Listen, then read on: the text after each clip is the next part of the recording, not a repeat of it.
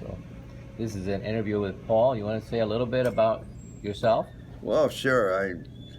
Although there's better topics than myself, but God's been good to me. That's one of the first things I want to say, because the oldest male in the McGarvey family that we know of was 58. And I remember when I was 57, I was really worried because I was thinking, wow, maybe I only have one more year. And now I'm 91 and I'm very grateful. And you still play tennis? I love to play tennis. I've enjoyed playing here at the club. And it was by accident because I'd made a hospital visiting a parishioner at North Kansas City. And I always used 169 because our church is up in the north, up farther north. Right. And I came by here and it was kind of a cold day. So I thought, I wonder what that building, because I'd played racquetball a lot in my lifetime. And I wonder what all they have in there. And first guy I met was Jim who was the pro at that time. Right. And he was so kind, and he said, can I help you? And I said, well, I was just checking to see what this is about. And he said, well, do you play tennis? And I said, well, I haven't played tennis for years. I said, maybe when I was around 27, I played last.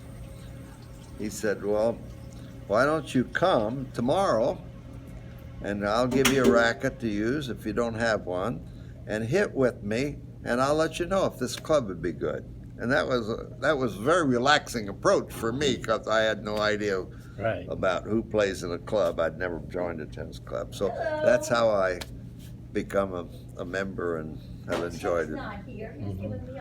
All of you men have been very kind, and that's a good reason to join a club in itself. You know, Paul, I know that your faith has been central in your life, but your interest in sports and participation in that has been a very big part of your life too. That's true. When you think about that, how do you think about sports over your life and some of the things that have happened that have been meaningful, and what you think's really valuable out of that? Well, somewhere along the line, I'm not sure, I had a cousin that really influenced me as far as sports was concerned.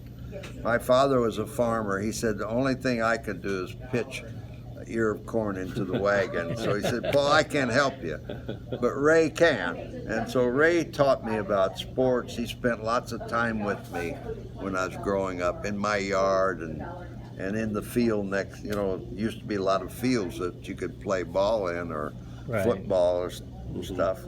And so that's how my sports interest came. But also, because of the teaching of my parents, I learned that an attitude is really important.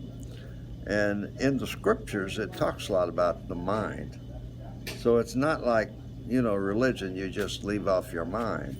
And so I've tried to keep those two in sync.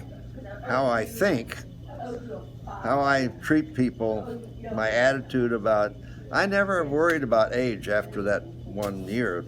After I got 58, I didn't care whether I had a birthday party or not. I just lived my life and enjoyed it all.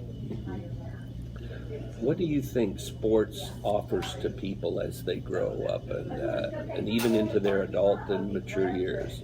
What does sports offer to people? Well, when I was coaching, I coached 21 years in high school and 8 years in college. And when I was coaching, I always talked about relationship.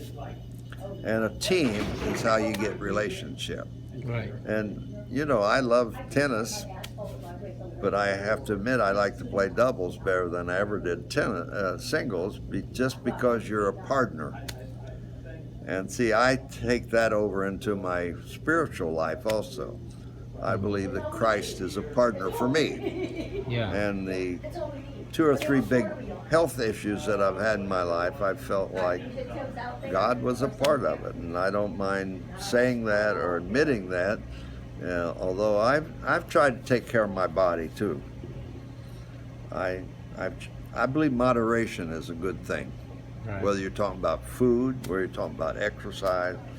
You still work, right? Yeah, still work every well, day? up until Monday. Monday I'm retiring. Right, and that's why kind of we're having this interview, right? You're kind of making a Yeah, decision. and I work too. I work more hours than these young pastors we have on the staff. Of course, you don't want to show them this video, 'cause they might get upset if I say that. Well, it's too late because they won't find you, right? Yeah, they can't fire me. Right, or they can't catch you. But even that, like we got 7 or 8 pastors, I forget exactly because it changes from time to time. But even there, there's a team effort. And you learn that best. I learned that best when I was playing softball when I was a young kid, That one person can't do it all. You need each other. And that's why I think our marriage has been so good. We just celebrated 70 years of marriage. Congratulations. Yeah. And of course, somewhat in joking, but I've said, you got to be old to have 70 years of marriage. And you got to have a good woman too, which I've had one. So you're moving on to Texas now, potentially? That's what our plans are right now, but they're very, they're very in their infant stage because I don't know for sure what all we'll be doing. And my goal right now is to take care of my wife. That's the reason I'm quitting. She says I don't quit, but that's why I feel like I'm quitting, because I could keep working. I enjoy it very much. But it's because of people, and because of Right. Tell us how about I look at each other. Tell us about your friends here, your buddies that you play tennis with. Yeah. You want to say something to them so that when they look at this Well, later? I know they just left. I know, but that speaks for it itself. They could have gone home an hour ago, but they stuck around Right. because they wanted to show me their love and that they respect me, and that's the wonderful thing about being in this club and having these guys play with you. Even though some days I wasn't able to move as well as I wished, and some days my arms would get tired on the second serve and all that. And today you played with, you didn't know that you picked up a demo racket. Yeah, I cannot believe this. And it was Roger Federer's racket, so you played all day. So they say you finally figured out how to use it. I did. towards Finally the end. I hit that ball in the net so many times that first set. It was terrible. And I just thought I was just weak and tired. Yeah. But see, you're making me feel good already. Yeah. That's wonderful. Still here. So any final words here you want to say to your buddies?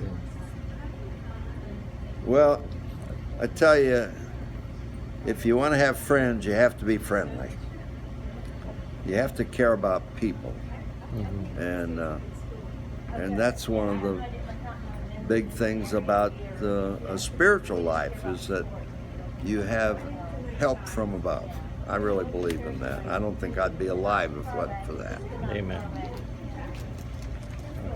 Well, thank you for the interview. Oh, it's nice that you'd even want to ask me a question about. I've just been fortunate.